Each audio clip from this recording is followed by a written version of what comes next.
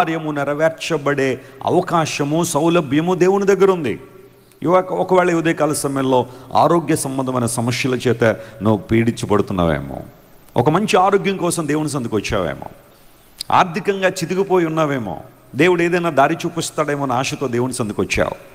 బంధాలు విచ్ఛిన్నమైపోయి ఎవరిని నమ్మకూడని పరిస్థితుల్లో బహుశా నువ్వు ఉన్నావేమో, ఎందుకంటే ఇప్పటిదాకా నువ్వు నమ్మిన వాళ్ళందరూ నేను మోసం చేసి ఉండొచ్చు. ఒకవేళ నీ జీవితంలో ఒంటరితనము, డిప్రెషన్, డిస్కరేజ్మెంట్, యాంగ్జైటీ ఇలాంటివన్నీ కూడా నీ జీవితంలో వచ్చేయడం వలన ఆనందించలేని పరిస్థితిలో, ఏంటో నన్ను వెసిలి గారు క్యాలెండర్లో ఆ పేజీలు మారుతున్నాయి కానీ నా జీవితంలో ఏం మార్పు రావట్లేదు, రొటీన్ లైఫే, రోజు అదే బాధలు, అదే కష్టం, అదే దుఃఖం, అదే వేదన నా జీవితంలో ఉంది. What should I do? నా కార్యము నెరవేర్చబడాలంటే నేను ఏం చేయాలని చాలామంది బహుశా అడుగుతూ ఉండొచ్చు. ప్రియులరా, గతించిన కొన్ని వారాల క్రితం మన సంఘానికి 2 భార్యాభర్తలు వచ్చారు తెలంగాణ నుండి. వారు వివాహం చేసుకున్న తర్వాత దాదాపు 15 సంవత్సరాలు గతించింది, బిడ్డలు లేరు. ఆ పరిస్థితి ఎలా ఉంటుందో బిడ్డలు లేని వారు అర్థం చేసుకోవచ్చు.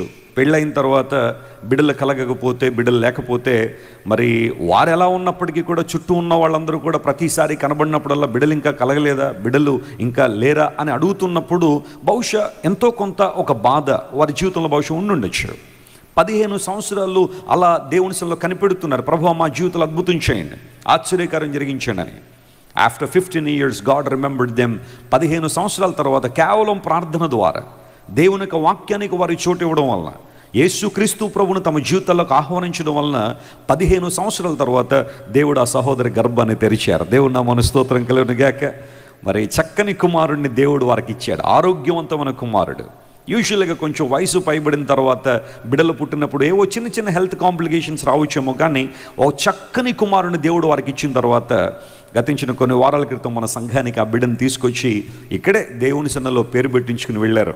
ఎందుకు ఈ మాట చెబుతున్నానంటే, ఏ కార్యం కోసం నువ్వు కనిపెడుతున్నావో, ఏ అద్భుతం జరగాలని నువ్వు ఆశిస్తున్నావో, అది ఒకవేళ ఆధ్యాత్మికంగా కావచ్చు, మానసికంగా కావచ్చు, శారీరకంగా కావచ్చు, ఏ ఉద్దేశంలో ఒక అద్భుతాన్ని నువ్వు ఎక్స్పెక్ట్ చేస్తున్నావో లేఖనం సెలవిస్తా ఉంది, you must trust the lord. నువ్వు దేవుని యందు విశ్వాసం ఉంచాలి, ఆయన యందు నమ్మిక ఉంచాలి.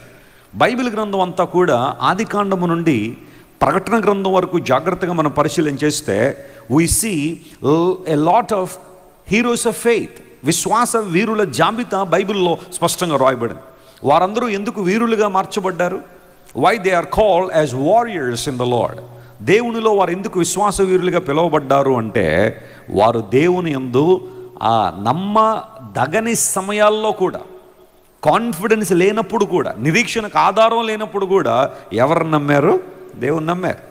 ఫర్ ఎగ్జాంపుల్ అబ్రహాము జీవితాన్ని మనం పరిశీలన చేస్తే, నమ్మడానికి ఆస్కారం లేనప్పుడు, ఆధారం లేనప్పుడు, నిరీక్షణకు ఆధారం లేనప్పుడు కూడా అబ్రహాము దేవుని యందు ఏముంచాడట? విశ్వాసం ఉంచాడు. ఎందుకు ఆ మాట చెబుతున్నానంటే, అబ్రహామున్న కాలంలో 66 పుస్తకాల బైబిల్ ఉందా అండి? చెప్పండి, బైబిల్ ఉందా అతనికి? లేదు. There was no written word for Abraham.